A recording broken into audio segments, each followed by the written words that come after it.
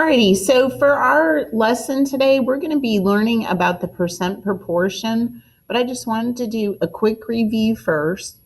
And I wanted you to recall that we've been talking about ratios, and we've been talking about the fact that you can tell something is proportional if you cross multiply, like 1 times 10 is 10, and then 2 times 5 is 10. And we said that if those two things were equal, that those were proportional. We talked about when you've got a rate and part of that is missing, and we're trying to find that x, that you can also find that by cross multiplication. So if we multiply 48 times 3, and we get 144, and then we multiply across this way, 8 times x, that's equal to 8x. And that we've got to make those things equal.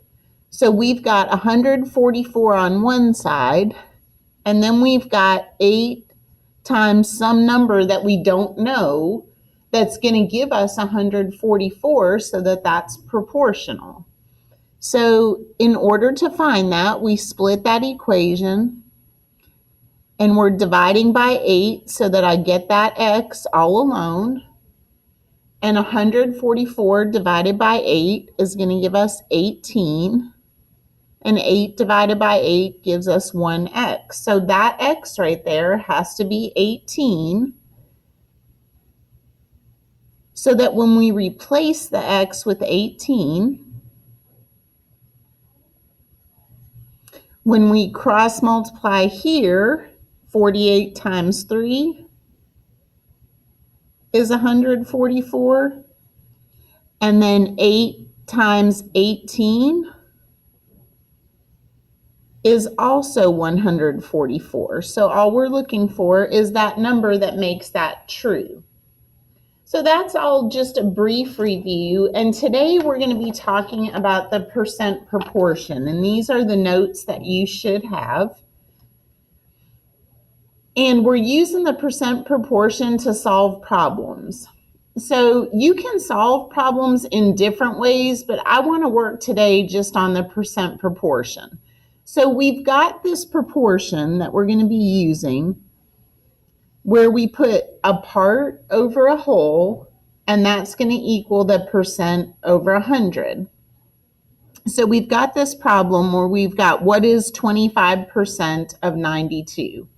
So our first step is we're going to set up a proportion. So we've got these two proportions, and then we're going to be filling in these parts. So the steps to solve, the very first thing is you're going to set up the proportion with 100 in the lower right corner. So right here is going to be our 100. That side of the proportion is going to represent our percent. And then the other side of the proportion is going to represent a part over a whole. And we're going to have one spot that's empty. So we're going to be finding that piece. So after I put the 100, I search my problem to see if I can find a percent sign. So in this problem, I do have a percent sign, and it's 25%. So I put that number, the 25, over the 100. And if you'll recall from last week, 25 over 100 is the way we write 25% as a fraction. So that 25 over 100 just represents that 25%. The next step is we're going to look for the word of, and that means out of, and it tells you the whole. So when we look for the word of, that's out of 92. So 92 is giving us the whole thing. So we put that 92 where the whole is. And then we're looking for that part. We're looking for the number that is 25% of 92. So we put our x on the top. Once we've got that, we cross multiply. We do 100 times x is 100x.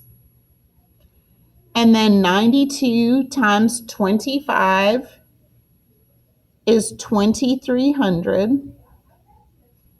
So I'm looking for the number that I multiply 100 by to get 2,300.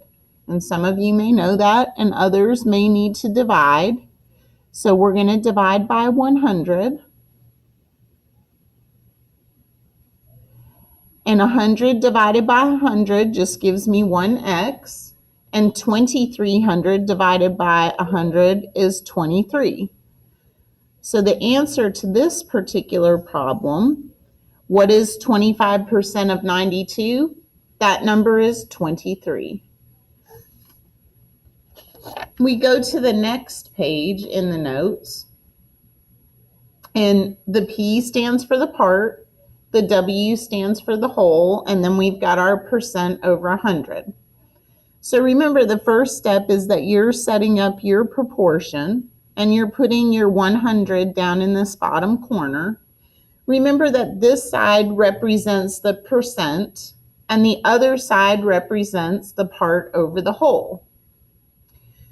After we've got the 100, we're searching our problem for a percent sign, and I see the percent sign right here, and it is 35%. So I'm going to put that 35 over the 100 because 35% is equal to 35 over 100. The next thing I'm looking for is the of, and that means out of. So when it says out of what number, that means that we don't know what the whole amount is. We don't know what the total is. So that is where our x goes, where that whole is. We're going to put our x because we don't know what our total is. And then we're going to put our 28, that's the only number that's left, in the part.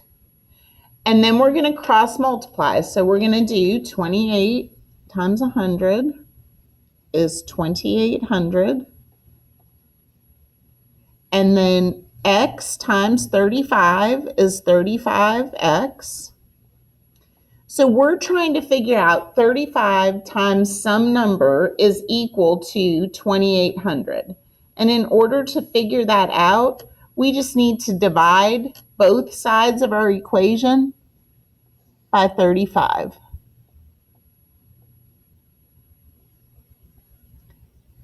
$2,800 divided by 35 is 80. 35 divided by 35 is 1, and we still have our x. So my x is equal to 80, which means the whole is 80. So 28 is 35% of 80. We're setting this next one up the same. So we set up our proportion. We put our 100 down on this side for the percent. We're searching this problem for a percent sign. There isn't one. The 52 doesn't have a percent sign. The 80 doesn't have a percent sign. And if you look, it says what percent? That means we don't know the percent. So that's our unknown. That's our x. The next thing that we look for is the word of. That means out of. Out of 80 means that that's the whole thing. So that 80 goes on the bottom where the whole goes. And then that leaves me with 52. Once I've got my proportion set up, I do 52 times 100 is 5,200. 80 times x is 80x. Those two things have to be equal. So 80 times some number that we don't know is going to equal 5,200. If you don't know what that is, we're going to divide by 80. So we've got 5,200 divided by 80, and that equals 65.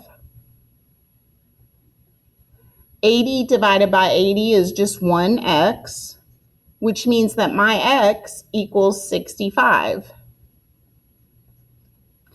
65 over 100 is 65%.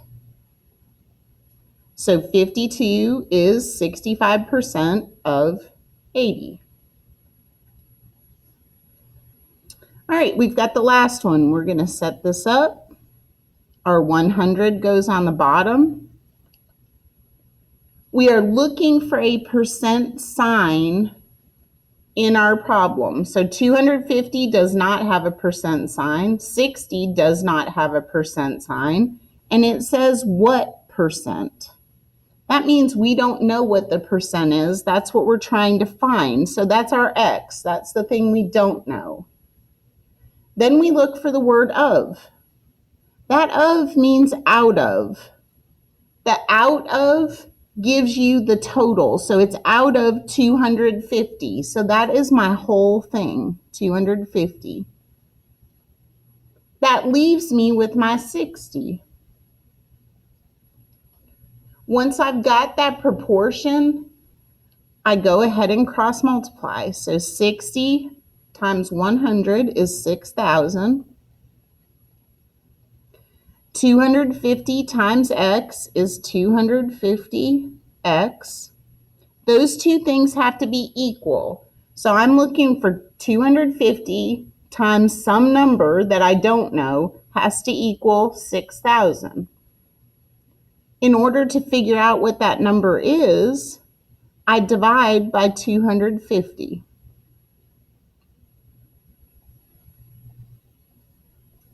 So 6,000 divided by